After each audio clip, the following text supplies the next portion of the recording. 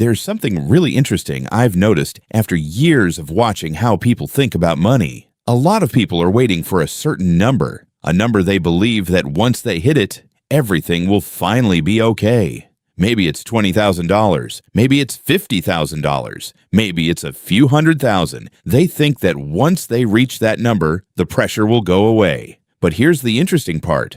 A lot of people reach it and still don't feel like it's enough.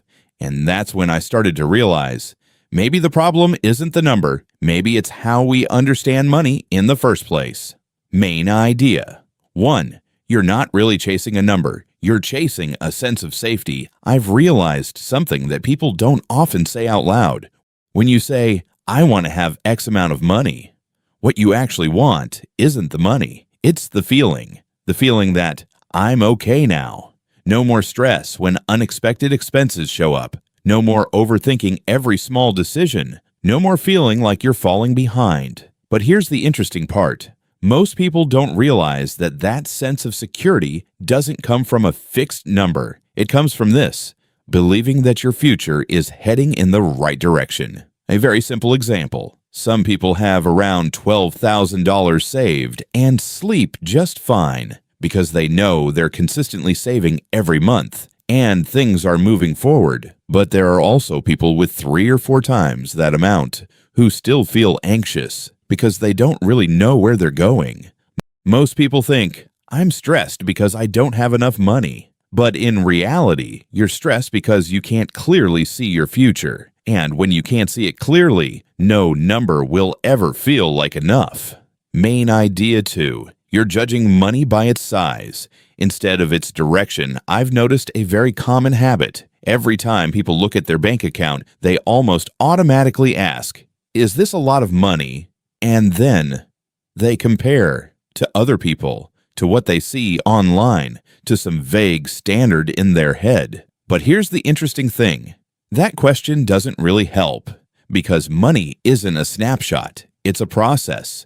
Most people don't realize that a small-looking amount of money that's moving in the right direction is far more valuable than a large amount with no clear strategy behind it. Here's a simple, everyday example. Someone might only save a small amount each month. Nothing impressive on its own, but they do it consistently. No breaks, no relying on motivation. After a few years, something starts to change. Their money doesn't grow in a straight line anymore. It starts growing faster. Meanwhile, someone else might earn more, but their money comes and goes.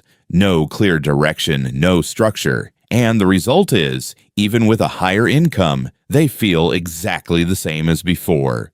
Most people focus on the present and ask, how much do I have right now? But the better question is, if I keep going like this, where will I be in 5 or 10 years? Once you start thinking that way, you realize the real value of money isn't in the current number, it's in the direction it's heading.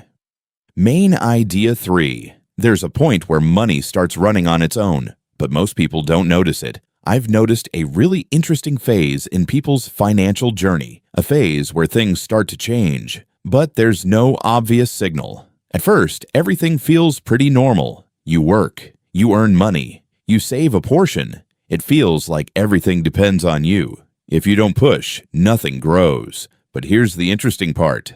After enough time, a very quiet shift happens. You're still doing the same things, still saving like before, but the growth in your account is no longer coming mainly from you. It's coming from the money you already have. Most people don't realize that this moment doesn't show up as a big breakthrough. It happens slowly, quietly. You check your account each month, and it goes up a little. Nothing impressive. But if you zoom out a few years, you'll notice something. The pace has completely changed. A simple example.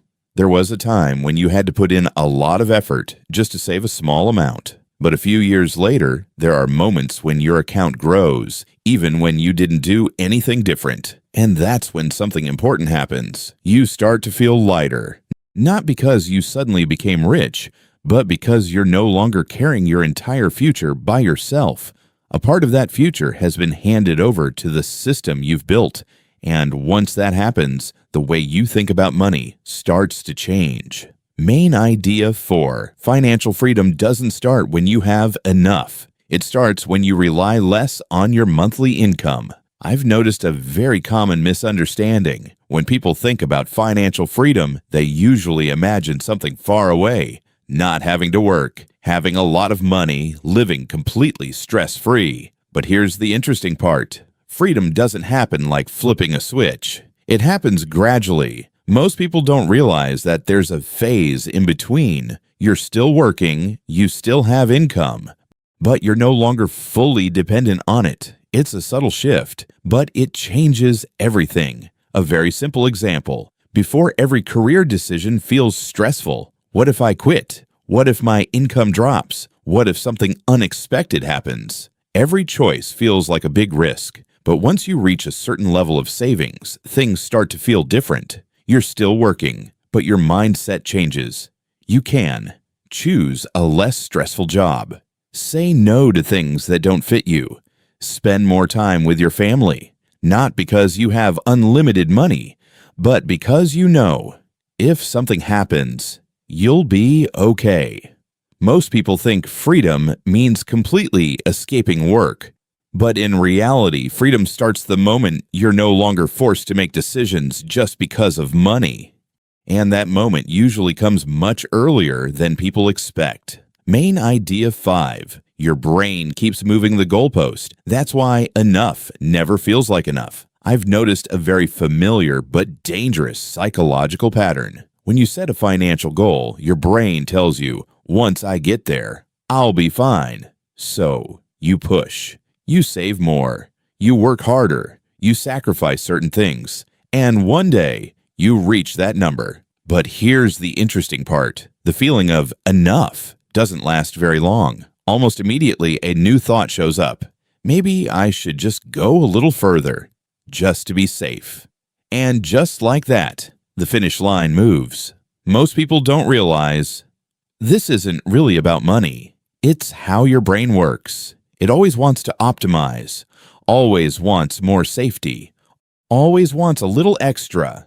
A very simple example. You once thought, if I save X amount, I'll feel secure. But once you get there, you start thinking, if I had just a bit more, that would be better. And that bit more becomes your new standard. Then the cycle repeats. The result is, you're moving forward, but your feelings stay the same. That's why so many people never feel like they're truly okay, even when their finances have improved a lot. And if you don't recognize this pattern, you'll always live in a state of almost enough, but never quite there.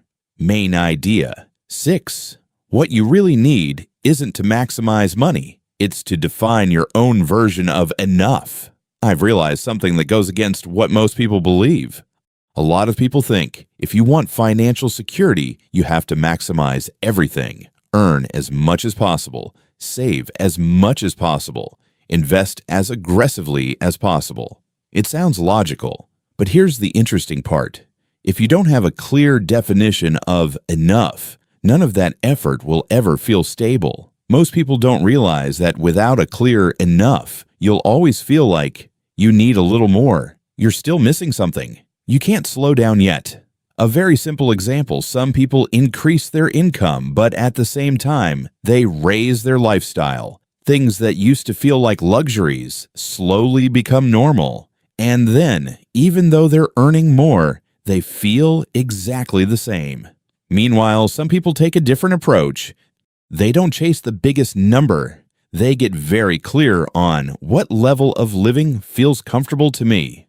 What level of savings makes me feel secure? And then every financial decision revolves around those two questions. Once you have a sense of enough, everything becomes much simpler. You stop constantly comparing. You stop chasing external standards. You stop feeling like you're always behind. You can still grow, but you're no longer forced to run endlessly. And here's the interesting part. Freedom doesn't come from having more. It comes from knowing when it's enough. I've come to realize that your financial journey isn't a race to hit a specific number. It's the process of slowly moving from everything depends on me to a part of my future is already taken care of. And the interesting thing is, That shift isn't loud. There's no clear moment where it happens. It comes slowly, quietly. And if you only focus on big numbers, you might completely miss it. Most people don't realize that real financial peace doesn't come from having a lot of money. It comes from this: understanding where you are and knowing that if you stay on your path, you'll be okay. And once you realize that, something very important changes. You stop living in a state of chasing. You start living in a state of choosing. If this resonates with you, take a moment to look back at your financial journey. You might be further along than you think. And if you want to understand money on a deeper level, go ahead and hit like and subscribe. We'll keep exploring money in a clearer, calmer way together.